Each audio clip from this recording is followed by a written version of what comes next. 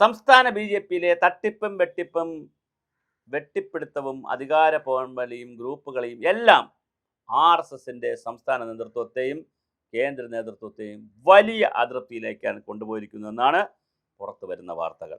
ചരിത്രത്തിലാദ്യമായി 3 സീറ്റുകൾ ജയിച്ചതിൽ എല്ലാ ശോഭയും കെടുത്തുന്ന നിലയിലാണ് ഇപ്പോൾ പുറത്തു വരുന്ന ആരോപണങ്ങളെന്നാണ് ആർ.എസ്.എസിൻ്റെ വിലയിരുത്തൽ. അഴിമതി ആരോപണം ജനവിശ്വാസത്തെ ബാധിക്കുമെന്ന വിലയിരുത്തലും സംഘടനയ്ക്കൊണ്ട് വിശദമായ അന്വേഷണം നടത്തി കുറ്റക്കാർക്കെതിരെ കർശന നടപടി സ്വീകരിക്കണമെന്ന നിലപാടിലാണ് ആർ.എസ്.എസിൻ്റെ സംസ്ഥാന ദേശീയ നേതൃത്വങ്ങൾ. ഇതേ നിലപാടിലാണ് ബി.ജെ.പി ദേശീയ നേതൃത്വവും. ഫണ്ട് തട്ടിപ്പിനുമായി ബന്ധപ്പെട്ട നിരവധി പരാതികളാണ് ദേശീയ നേതൃത്വത്തിന് മുന്നിൽ പാർട്ടിക്കാർ എത്തിച്ചിരിക്കുന്നത്. നിത്യേന പുറത്തു വരുന്ന ആരോപണങ്ങൾ സംസ്ഥാന നേതൃത്വത്തെ വെട്ടിലാക്കിയിരിക്കുകയാണ്. സംസ്ഥാന നേതാക്കൾ ഉൾപ്പെടെ ആരോപണ വിധേയരാണ് എന്നുള്ളതാണ് വലിയ പ്രതിസന്ധി. അതായത് സംസ്ഥാന കാര്യാലയത്തിലെ മാരാർജി ഭവനിലെ ചില ജീവനക്കാരും സംശയത്തിൻ്റെ നിഴലിലാണ്. സമ്പൂർണ്ണമായി രാജീവ് ചന്ദ്രശേഖർ ഒഴിച്ച് സമ്പൂർണ്ണമായി മാരാർജി ഭവൻ ശുദ്ധീകരിക്കാനാണ് തീരുമാനിച്ചിരിക്കുന്നത്. അതിൽ ഒരു 6-7 വലിയ ഭാരവാഹികളുടെ തലയെങ്കിലും ഉരുളാൻ സാധ്യതയുണ്ട്. പ്രധാനപ്പെട്ട നേതാക്കളുടെ തല ഉരുളാൻ സാധ്യതയുണ്ട്. മാരാർജി ഭവനിലെ ജീവനക്കാരുടെ തല ഉരുളാൻ സാധ്യതയുണ്ട്.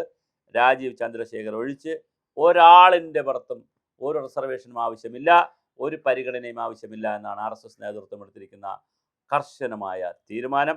ഫണ്ട് തട്ടിപ്പ് വിവാദത്തിലൂടെ സമഗ്രമായ അന്വേഷണം ആവശ്യപ്പെട്ട് ഒരു വിഭാഗം നേതാക്കൾ ഇപ്പോൾ തന്നെ രംഗത്ത് വന്നിട്ടുണ്ട്. മുമ്പ് പാർട്ടിക്ക് വന്ന ഫണ്ടിനെ ചൊല്ലിയുള്ള വിവാദമാണ് ബി.ജെ.പിയെ പ്രതിരോധത്താക്കിയെങ്കിൽ ഇപ്പോൾ കേന്ദ്ര നേതൃത്വം നൽകിയ ഫണ്ടാണ്. നേരത്തെ പുറത്തുനിന്ന് വന്ന ഫണ്ടിനെ സംബന്ധിച്ചാണ് തർക്കം. ഇപ്പോൾ കേന്ദ്ര നേതൃത്വം നൽകിയ ഫണ്ട് വ്യാജ കമ്പനികൾ ഉണ്ടാക്കി നേതാക്കൾ തുക തട്ടി എന്നതാണ് പാർട്ടിക്ക് വലിയ നാണക്കേടുണ്ടാക്കിയിരിക്കുന്നത്. 140 നിയോജകമണ്ഡലങ്ങളിലെ ഫണ്ട് വിനിയോഗത്തെക്കുറിച്ച് സമഗ്രമായ അന്വേഷണം നടത്തി മുഖം രക്ഷിക്കണമെന്നാണ് നേതൃത്വം ഉദ്ദേശിക്കുന്നത്. സംസ്ഥാന അധ്യക്ഷൻ രാജീവ് ചന്ദ്രശേഖർ വിദേശത്തിനാൽ കൃത്യമായ വിശദീകരണം നൽകാൻ നേതൃത്വം കഴിയുന്നില്ല. തെരഞ്ഞെടുപ്പ് സമയത്ത് കേന്ദ്രത്തിൽ നിന്ന് സൗജന്യമായി എത്തിച്ച കൊടിതോരണങ്ങൾ പോലും പല മണ്ഡലങ്ങളിൽ മറിച്ചു വിറ്റെന്ന ആക്ഷേപം പാർട്ടിയുടെ നാണം കെടുത്തുന്നതാണ്. കൊടിതോരണങ്ങൾ വഴിവിട്ട് തയ്യാറാക്കിയതിന് ബി.ജെ.പി നേതാവിന് കമ്മീഷൻ നൽകിയതായി കമ്പനി പ്രതിനിധി പറയുന്ന ശബ്ദരേഖ പുറത്തു വന്നതും വലിയ തിരിച്ചടിയാണ്. ദേശീയ നേതൃത്വം സൗജന്യമായി നൽകിയ കൊടിതോരണങ്ങൾ താഴെത്തട്ടിലേക്ക് മറിച്ചു വിൽക്കുകയാണ് ചെയ്തത്.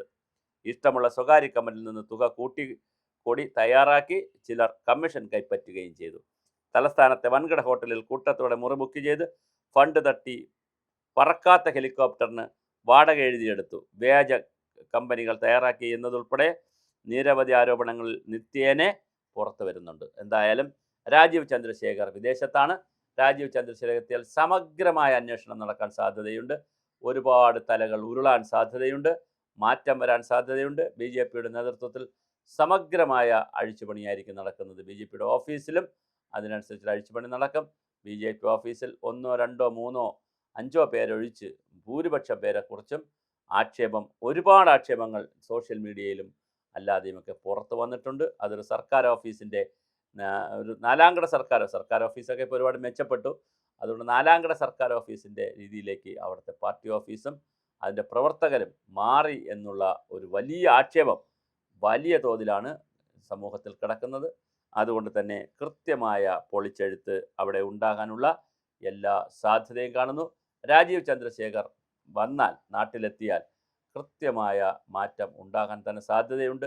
എന്തായാലും വളരെ വളരെ മോശമായിട്ടുള്ള നിരവധി വാർത്തകൾ, ബോർഡ് വെച്ചതിൽ, ഹെലികോപ്റ്റർ വാടകയ്ക്കെടുത്തതിൽ, അതുപോലെ ഫ്ലെക്സ് വെച്ചതിൽ, കൊടിയടിച്ചതിൽ, കൊടി കൊടുത്തതിൽ, എല്ലാ കാര്യത്തിലും ഓരോ മണ്ഡലത്തിലും വെട്ടിപ്പ് നടന്നു എന്നുള്ളതാണ് ഇപ്പോൾ നിഗമനത്തിലെത്തിയിരിക്കുന്നത്. ഇതിനെ സംബന്ധിച്ച് 100 കണക്കിന് പരാതിയാണ് ബി.ജെ.പിയുടെ കേന്ദ്ര നേതൃത്വത്തിലുള്ള മെയിൽ ബോക്സിൽ നിറഞ്ഞിരിക്കുന്നത്. അതുപോലെ നേരിട്ടയച്ച പരാതികളുമുണ്ട്. ബി.ജെ.പിക്കും ധാരാളം പരാതികൾ കിട്ടിയിട്ടുണ്ട്. ബി.ജെ.പി ശക്തമായ നിലപാട് വേണം എന്നാണ് പറയുന്നത്. അവർ കടുപ്പിക്കുകയാണ്. കാര്യം ആർ.എസ്.എസ് ഇതിനകത്ത് വലിയ ശക്തിയോടുകൂടി ഈ വിഷയങ്ങളെ എതിർക്കുന്നു. ആർ.എസ്.എസിൻ്റെ ഈ എതിർപ്പിനെ കണ്ടില്ല എന്ന് നടിക്കാൻ ഒരു കാരണവശാലും ബി.ജെ.പി കഴിയത്തില്ല. ആർ.എസ്.എസിൻ്റെ വളരെ പ്രധാനപ്പെട്ട നേതാക്കൾ ഒരുപക്ഷെ നേരത്തെ സംഘടനാ സെക്രട്ടറി ആയിട്ട് ആർ.എസ്.എസിൻ്റെ ആളുകളാണ് ഉണ്ടായിരുന്നത്. വീണ്ടും ഫുൾ ടൈം സംഘപരിവാറിൻ്റെ ആർ.എസ്.എസിൻ്റെ ആളുകൾ തന്നെ വീണ്ടും ഇതിൻ്റെ ഭാരവാഹികളായി രാജീവ് ചന്ദ്രശേഖറിനോടൊപ്പം കൂടുതൽ പേർ വരുമോ എന്നുള്ളതും വളരെ പ്രധാനപ്പെട്ട ഒരു ചോദ്യമാണ്. എന്തായാലും രാജീവ് ചന്ദ്രശേഖറിൻ്റെ കേരളത്തിലെ മിഷൻ ഇപ്പോൾ പാർട്ടിക്കാരെ സംരക്ഷിക്കേണ്ടതും പാർട്ടിക്കാരെ തിരുത്തേണ്ടതുമായൊരു മിഷനായി മാറുന്നു. വികസിത കേരളം എന്നുള്ളത് തൽക്കാലം മാറ്റിവെക്കാം. വികസിത BJP എന്നുള്ളത് നിങ്ങൾ എടുക്കുക. ആ വികസിത BJPയിൽ കാശടിച്ചുകൊണ്ട് പോയി വികസനമല്ല, ത്യാഗത്തിൻ്റെയും നന്മയുടെയും പുതിയ പ്രവർത്തനങ്ങൾ നടത്തിയും സമൂഹത്തിലിറങ്ങി സാമൂഹ്യ വിഷയങ്ങൾ കൈകാര്യം ചെയ്തും സംഘടനയെ ശക്തിപ്പെടുത്തിയും വികസിത BJP ഉണ്ടാക്കാനാണ് BJP ശ്രമിക്കേണ്ടത്. അല്ലാതെ കുട്ടി നേതാക്കൾ മുതൽ സംസ്ഥാനതല നേതാക്കൾ വരെ ഇല്ലാത്ത ഹെലികോപ്റ്ററിൻ്റെ പേരിൽ, വാങ്ങാത്ത കൊടിമരത്തിൻ്റെ പേരിൽ, കൊടുക്കാത്ത കൊടികളുടെ പേരിൽ ഇങ്ങനെ ലക്ഷങ്ങൾ എഴുതിയെടുത്ത് തിരുവനന്തപുരത്തെ മുന്തിയ ഹോട്ടലുകളിൽ താമസിക്കുന്നു എന്നുള്ളതാണ് ആക്ഷേപം. ഇതെന്ത് രാഷ്ട്രീയ പ്രവർത്തന ശൈലിയാണെന്നുള്ളതാണ് പൊതുജനങ്ങൾ അന്തം വിട്ട് നോക്കിയിരിക്കുന്നത്. പക്ഷേ ആളുകളെ സംബന്ധിച്ചിടത്തോളം അതുകൊണ്ട് കൂടി ആയിരിക്കാം വേണ്ടത്ര BJP അവർ കൈകാര്യം ചെയ്യുന്നില്ല, അവർ ശ്രദ്ധിക്കുന്നില്ല. എന്തോ ആയിക്കൊണ്ട് പോട്ടെ, കേന്ദ്രം ഭരിക്കുന്നൊരു പാർട്ടി സംസ്ഥാനത്ത് എന്ത് ചെയ്താലും നമുക്കൊന്നുമില്ല എന്നുള്ള നിലയിൽ ജനങ്ങൾ പ്രതികരിക്കുകയാണോ എന്ന് പോലും പാർട്ടി സംശയിക്കുന്നുണ്ട്. എന്തായാലും പ്രതികൾ എന്ന് പറയുന്നവരെ ഒരു കാരണവശാലും രക്ഷിക്കില്ല എന്ന് പറയുമ്പോൾ തന്നെ പ്രതികൾ ഒറ്റയ്ക്കുള്ള പ്രതികളല്ല, കൂട്ടുപ്രതികളാണ്. ഒരുപാട് പേർ ഒരുപാട് കാലത്തെ കള്ളത്തരമാണ് ഇപ്പോൾ പുറത്തു വന്നിരിക്കുന്നത്. അതുകൊണ്ട് അത്രയും കാലത്തെ എത്രയോ പേരുടെ കള്ളത്തരം പിടിച്ച് അതിനൊരു നടപടി ഉണ്ടാകുമോ എന്നതും കാത്തിരുന്ന് കാണാം. ചിലപ്പോൾ ചിലരൊക്കെ അത്ഭുതകരമായി ഈ കടലിൽ നിന്ന് രക്ഷപ്പെട്ടേക്കാം, ചിലർ പക്ഷേ ശിക്ഷിക്കപ്പെട്ടേക്കാം. ഇതെന്തായാലും നമുക്കതൊക്കെ വരും ദിവസങ്ങളിൽ കൃത്യമായി നമുക്ക് റിപ്പോർട്ട് ചെയ്യാൻ കഴിയും.